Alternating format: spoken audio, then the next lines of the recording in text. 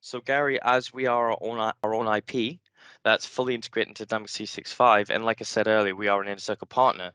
We want to make sure that all the raw data for reporting from a contact center perspective and from an intelligence perspective is captured and recorded. Okay, so we hold all of that on our platform.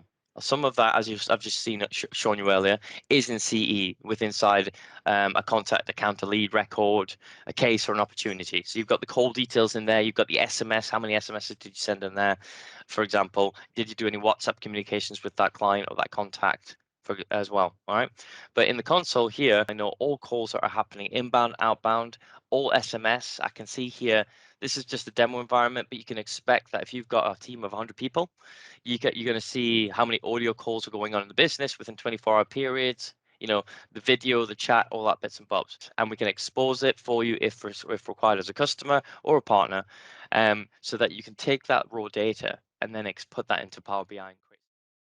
And voila, and what I'm trying to look at really is the inbound volume, my outbound volume, and my SMS count. So how many SMS am I sending? But I don't just want to know how much I'm sending or receiving. I also want to know the cost of calls outbound, inbound. I want to know the cost associated, retail cost associated to the SMSs that I'm sending.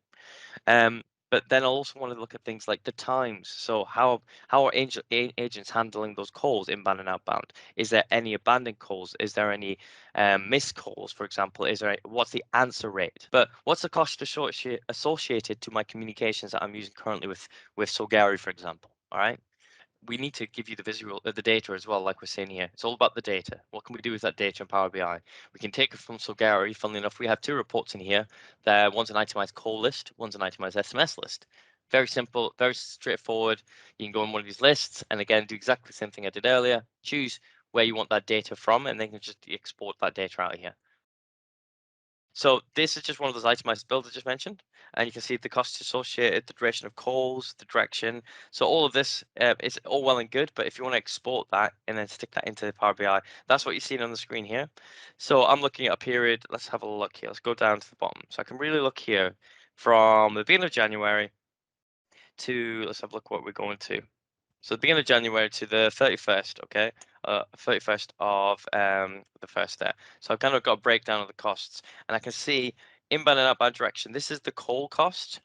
And if I'm looking along here, I might just want to click on this, for example. And it could, for example, give me breakdowns. Oh, I think my internet's being slow. There you go, for example. So the blue here, what it's showing is these are all calls that were done on Wednesday the 6th of January, 2021. And it cost me £3 and 1 pence. I can see there's a cost. I need to then question why is there a cost and see if I can remove that cost. Okay. So next time I call that number, might be a premium rate number I was calling. Didn't know about it as a sales guy. It wasn't blocked. Called that number and then it's racked up a cost there. So that's kind of a way you can think about this and look at it as well. If you look at this one again, hover over this one here. This is just outbound.